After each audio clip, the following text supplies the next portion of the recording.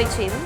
இபிஎஸ்க்கு கெடு விதித்துவிட்டு எந்த சலனமும் இன்றி செங்கோட்டையன் மௌனம் காக்கும் நிலையில் வழி தெரியாமல் மௌனம் காக்கிறாரா செங்கோட்டையன் என்ற கேள்வி எழுந்திருக்கிறது.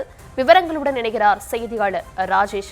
ராஜேஷ், இபிஎஸ்க்கு செங்கோட்டையன் விதித்த காலக்கெடு முடிந்துவிட்டது. தற்போதும் அவர் அமைதியாக இருக்கிறார், எந்த சலனமும் இல்லாமல். என்ன காரணம், என்ன நடக்கிறது அதிமுகவில்? தர்ஷினி வணக்கம். அதிமுக முன்னாள் அமைச்சர் செங்கோட்டையன் டெல்லி சென்று வந்திருந்தார். வந்த பிறகு பிரிந்து கிடக்கக்கூடிய சக்திகளான ஓபிஎஸ், டிடி தினகரன், சசிகலா ஆகியோரை மீண்டும் கட்சியில் இணைக்க வேண்டும். பிரிந்த சக்திகள் ஒன்றிணைந்தால்தான் அதிமுக மீண்டும் பழைய வலிமை பெறும்.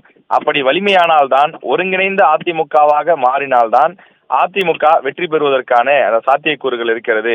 இன்றைக்கு தேதி 19, 4 நாட்கள் கூடுதலாகியும் எந்த விதமான பத்திரிகையாளர் சந்திப்பும் இல்லை, வெளியிலும் அவர் வருவதில்லை.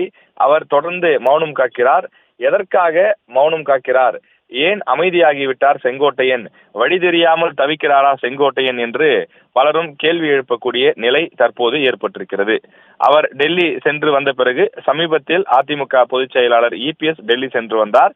எனவே இபிஎஸ்னுடைய டெல்லி வருகையின் மூலமாக செங்கோட்டையனுடைய கலக குரல் அடக்கப்பட்டு விட்டதா என்ற கேள்வியும் எழுகின்றது.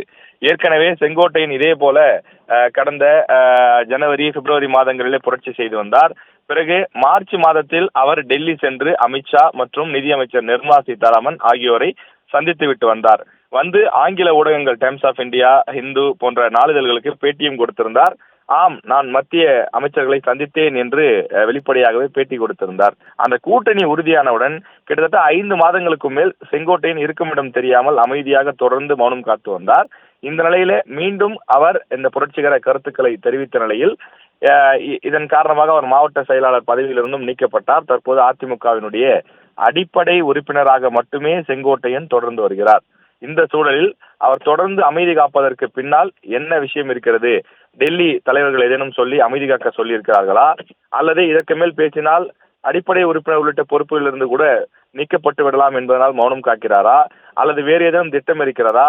அல்லது எந்த திட்டமுமே இல்லையே என்பதனால் அமைதியாக இருக்கிறாரா என்று பல கேள்விகளை முன்வைக்கிறார்கள். ஆனால் செங்கோட்டையன் இது குறித்து எந்த விஷயத்தையும் பேசவில்லை. அவர் விதித்த கெடுவும் முடிந்துவிட்டது.